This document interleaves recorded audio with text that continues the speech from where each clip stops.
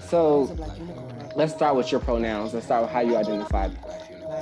So I identify, I'm kind of vacillating between genderqueer and non-binary. I'm kind of resting more in this non-binary label more. Yeah. And my pronouns, I say I give people they, them, their, because I'm trying to actually break and dismantle this whole idea of like making other people feel comfortable. So to make other people feel comfortable, I'll say they, them, their, but I prefer Z, them, Zeir, because to me, they feels very othering, like they over there and they, whereas Z feels more kind of resonant of like what I really truly feel, which is something other than this world and planet. Okay, you know what? You're not gonna start this. You're not gonna. We're sorry, the number you have You dialed is said not come in with it. service at I'm this time. coming with it. This is And I where we need it, and start. I need it, and I need.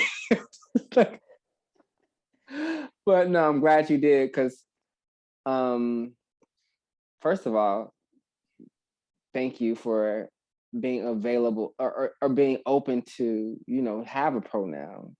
But I think it's important that we do think about it. We think about who or what we represent. Tell me a little bit, though. I do want to know a little bit more about the Z, though. Yeah,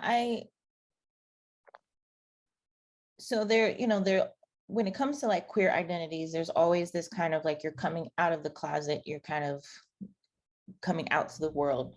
And I really feel like it's more of a homecoming for myself, or a remembering, because as a child I felt like this, and I'm realizing, oh, I didn't really necessarily identify with the body that I'm in, but I didn't also think that I'm in the wrong body. I was just like, well, this is the body that I was given, and this is just what I happen to be in. But as a child I felt like the story that I used to tell myself was like, oh, we're all aliens. Like we're just kind of aliens, but we're in these different bodies. And so all of us came from different planets, different solar systems, different galaxies. And then we all descended onto Earth and we're like, oh, okay, we're all going to play. And in order for us to all play, we have to be in a human body. And the human body only gives two different body types, which is male, female.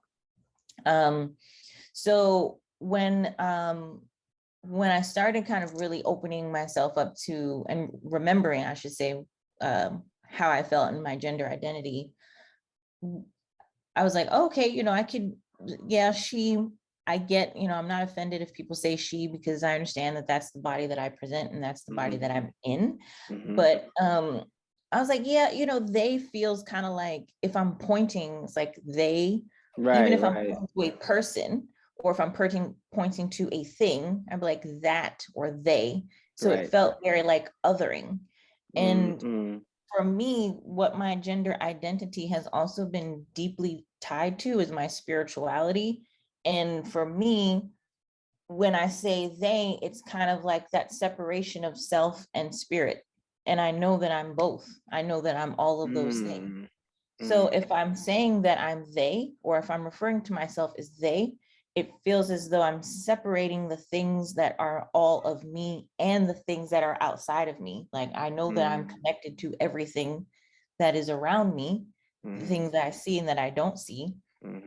And so rather than have an othering pronoun, and the Z that I use, because some people use Z, the actual Z or Z letter, whereas I use the X. So it's like XIE for Z, XIM for Zim, Zeir.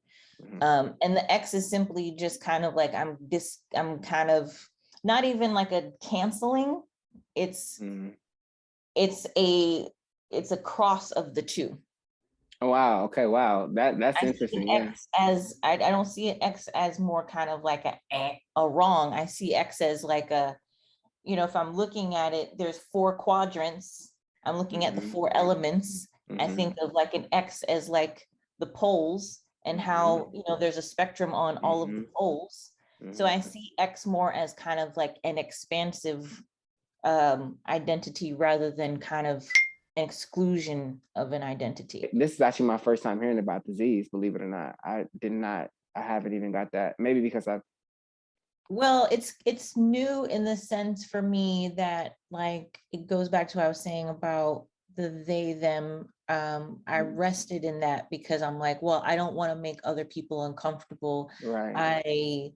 I'm already kind of saying to people like, hey, you've known me for 40 years as Right. this, Right. but that's not who I am. And so I'm Mhm. like, let me ease people into things. Mhm, Um, mhm, and then because I have that kind of just automatic, and I think that's just ingrained in me because I was raised as a Black girl, Black woman, mhm. Right. that it's kind of like I have to make other people uncomfortable. I can't be my full self because Mhm, then I'll either be angry or too emotional or too sexual or all these other things. And so mhm.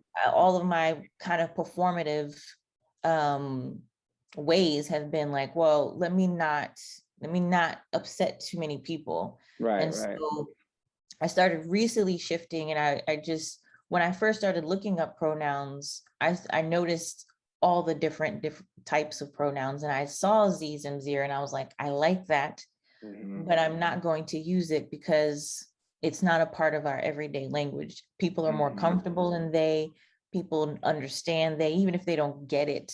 Right. When it Yeah. comes to Even if gender they don't get identity, it. Yeah. like I get the word, Yeah. like I know the word, I get what that means. I But totally see what you're saying. Yeah. other people, yeah, Z to other people's like, are you an alien? And so I was like, well, let me just not already rock the boat. And so now I'm just like, fuck the boat. I don't care. This is what makes me feel comfortable. Yeah. Now, I understand that it will take time for people to adjust. Mhm. My wife certainly is like making sure, she's like, I'm all, it's like, listen, I'm working on it too. Like we're both, It's a learning. personal journey, sweetie. Personal Yeah, journey. it's a personal journey. And I misgender myself quite a bit. So I'm always checking myself to be like, nope, that's not it. Like, that's not Mhm. it. So it is a new, thing that I'm being more vocal about, but it was something that I was already feeling within myself. That is really interesting when you said you misgender yourself quite a bit. Um, what does that mean? And what does that feel like? So it could be like I'll be in conversation with someone, and if I'm referring to myself like in the third person, Mhm. and I'll say something like, like your girl, da, da, da, and I'm like, Right. no. Yeah. No. I understand it completely. The first couple of times I didn't notice that I was misgendering myself. Because I was just so comfortable saying like, yes, like, and she, and referring to me. Um, and over time, like, and this journey for me has been, I would say, within the past, really been like the past like 2-3 years. As I've kind of gotten more settled into it and more like rooted in it, when it happens, I'm quicker to like course correct and change, and make sure that I say to myself like, this is more in alignment with me. It doesn't feel, I don't get overly critical of myself. I'm not like, I should have said, I'll just be like, Mhm. oh, all right, That's it. Yeah, you just line. kind of note it. Like, good. Yeah, I understand. noted. Yeah, and the curiosity is sometimes like, well, why did I say that in that time? And sometimes it could be, I'm saying it because I'm talking to someone who doesn't know me. And so it goes back to the comfortability, wanting to make another person feel comfortable. And so even if I will correct it, I'll kind of like slowly like, oh, I, misrepresented, and let me say this. So I get curious about the why that I do it in the conversation, the context that I tend to misgender myself. Okay. Okay, here we go, y'all. We is in it tonight, honey. Okay, so no, because I this is the thing about these interviews. I get so tired. I get so into it. Yeah. You know, I want to jump into the why, but I can't. I gotta stay on task because that. Yeah. But we might have to follow that up though, because Yeah. you know, that's the whole thing. You actually question yourself why you misgendered yourself, and that informs you to a whole nother journey. Basically, you actually investigate that. Wow, that process right there. Okay. Yeah. Okay. Yeah. Yeah. We're gonna set that on the side, y'all. Yeah, we're gonna We're gonna put that over there because we do have to move on.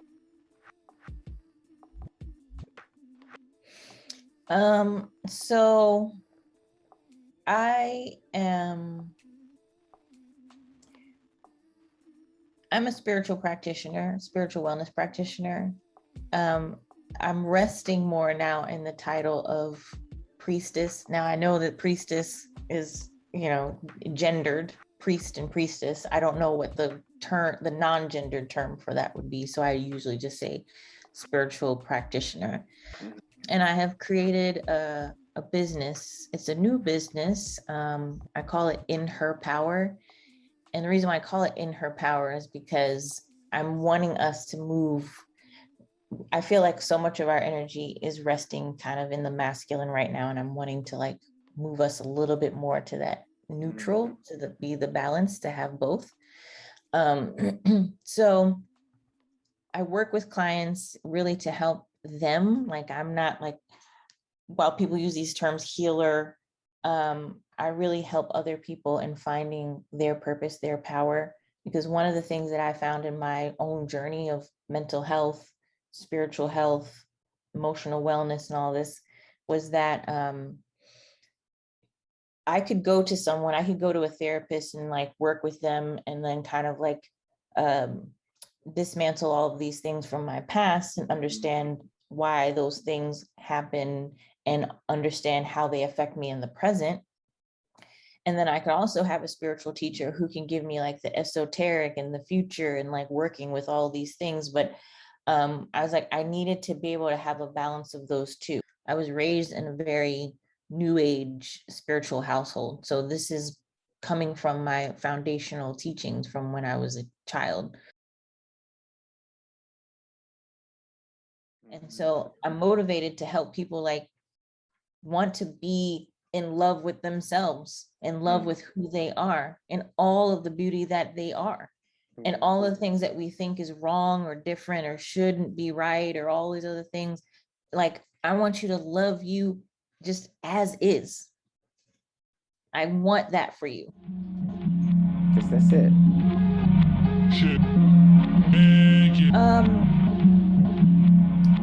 It took actively working on it, I would say it's been over 10 years. So I would maybe as I was approaching my 30s, I remember it was 27, 28. I remember thinking to myself, my depression and anxiety felt like it was compacted. And the slightest thing would just set me off. I would just feel kind of either panicked or either deeply sad. And I just started asking myself, why do I do this? Where is this coming from? Because when I would look at other people, of course, now I know that's something different. But when I would look at other people, I'm other people are out here living life and they're perfectly fine. They're walking around and they're not having panic attacks. Right. They're using their legs. They're walking using their actual legs and arms. And now I realize we're all pretending, right? We're all pretending that we're some degree of fine, right? To kind of yeah, I'm good. But at that time I'm well, I'm the internally there would be such this chaos. And I'm no one else looks like they have chaos going on inside of them. And so what's wrong? What's wrong with me? What's wrong with me that I'm not comfortable, or I'm not just little things kind of just trigger me. And so it just started around, like I said, right before I turned 30. And it was just like this kind of deep dive into reading tons of books and going back to the practices that I had learned as a child and as a teenager, and then kind of trying to apply them in real world, real time ways. Right now I'm 41. So yeah, it's been over a decade of just work. I don't feel that I'm like, I know that I have moved leaps and bounds. And when I kind of locate myself based on age, and I'm like, oof, yeah, at 35, no, was I here? Definitely not. I was not in this place that I'm at right now. And I don't ever think that I will ever get to that place. I think that when I get to whatever that arrival place is, will be when I'm no longer in this physical body. Then I'll be at that place, wherever that place is. But as long as I'm on this planet, right, there's things that are going to constantly challenge me because I'm not on this planet by myself. Like there's other people that I'm relating to. And as long as that's a thing, there's always going to be things that are going to challenge me, or they're going to like stir up some emotion in me. So I'm always going to be kind of in this like rhythm, this ebb and flow of like, oh, I feel great. And then other times I'm not so much. Right. When you experience these ebb and flows that you're talking about, you understand that you're working with people, but you still have to kind of, I guess, I don't know, honor these moments you're having, ups and the highs and the lows, while still being available to people. How do you manage that? Well, one of the things that for me that I've found works is to be able to call it out. This is a lot of like my upbringing, even though it was never verbally said. I was just like, you never cry in public. You don't ever cry in public. Nope, nope, nope, nope, nope. And the first time that I cried in public, one, it was like it was so liberating. I was like, oh my God. Okay, yes, because I couldn't hold it anymore. I just couldn't, I couldn't hold it. I'm pretty sure, I don't remember what was going on at the time, but I'm pretty sure I was having like a panic attack and I just needed to cry. And so I was like, I have to let it out. I couldn't get to a bathroom stall. Right. I was like, it's happening right now. It's happening now. We got to let it out. And like, there was a person who was like close by me, and there was like, they didn't kind of like know how to respond, but they moved away. And I was like, you know what? These emotions, like we just don't know how to deal with it. Because like you said, we're always taught, whether that's through societal media, whatever, this kind of collective consciousness, is that we're always fine, we're good. And that if you're not, you're either really good, or you're like on the other spectrum where you're really bad. Totally bad, yeah. And I'm like, but I can be both. So what I have like really tried to kind of like be with is the and, because I can be sad and also be grateful that I'm like happy, or grateful that I'm alive, and grateful that I have, a roof over my head. But I can also be sad. And I can also be angry and like deeply passionate and creative at the same time. Yeah. And when I started to realize that there isn't just a one pillar, there's no way that I can just choose one emotion and just pluck it out of like a bookcase and be like, okay, right now I'm sad. Like, no, I'm sad and I'm also grateful in the moment. And I could be all of these things. And so what I started to do is to be more vocal about that. When you know your truth, and most people, I think all of us, we know it, and we feel it, and we feel when we go against it. And so I would say to just, as much as you can, do even the slightest, smallest things that are in alignment with what feels true and resonant for you.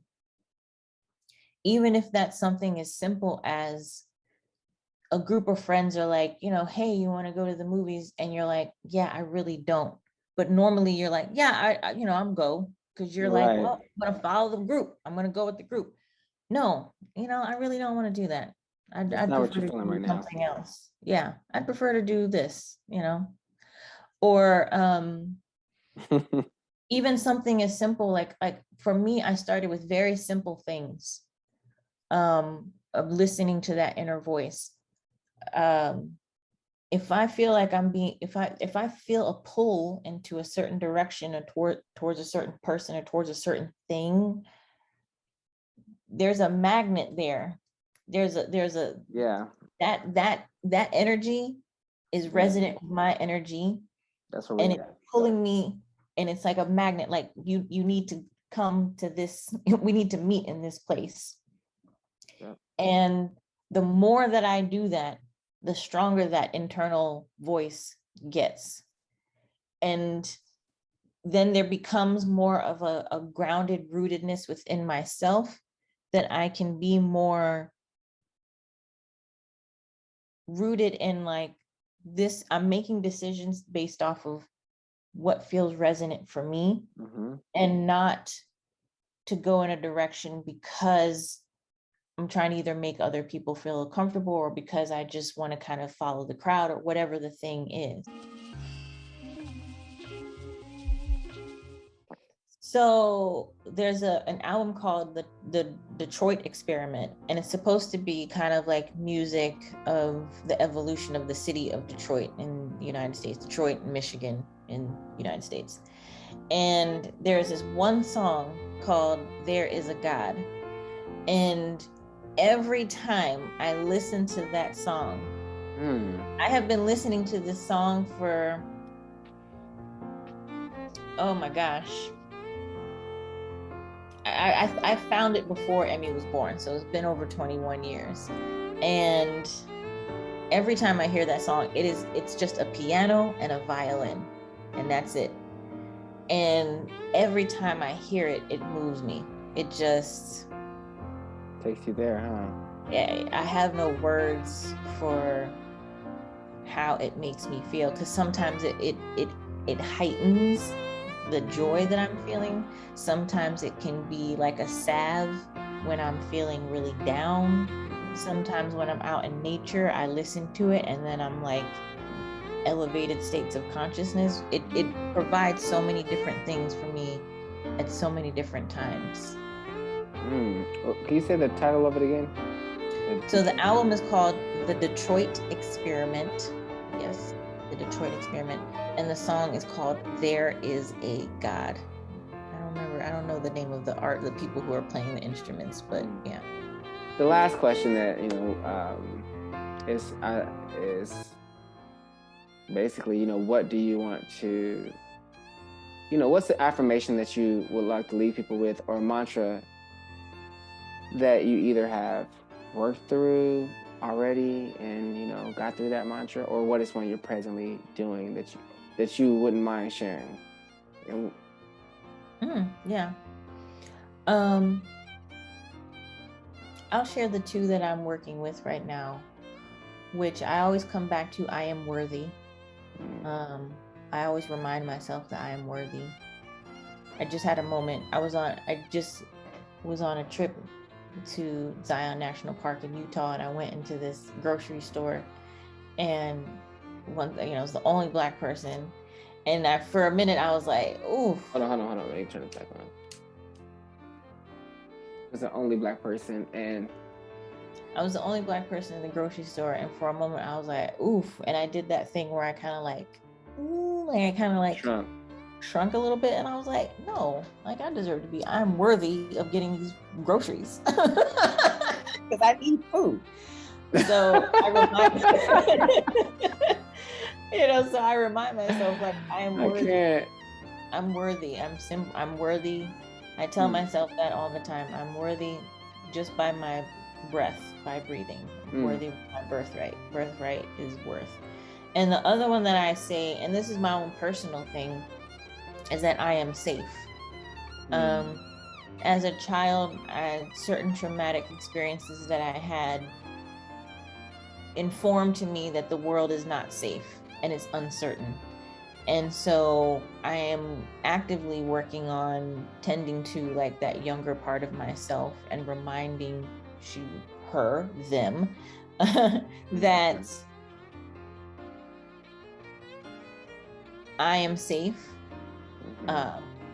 that younger part of myself has definitely protected me and kept me alive this all my life. And I bow into that part of myself. And I simply say, you know, hey, we made it. Like we got to 41, where there were many times where I did not think that I was gonna be this age. I appreciate you for coming on and making me have to listen and work, you know, to really understand what this was about. And to be quite honest, I'm not even sure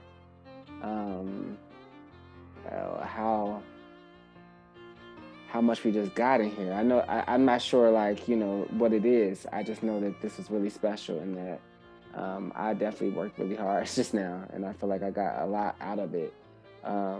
Hopefully, you guys got a lot out of it too, and you're able to go find out more about Kendal's business in her power. Yeah, if you go on the Instagram is, well, my website is www.inherpower, it's all one word, .space, as in space, not .com, .space. And then cute. Yeah, that's what's up. On Instagram, I'm at @inher_power.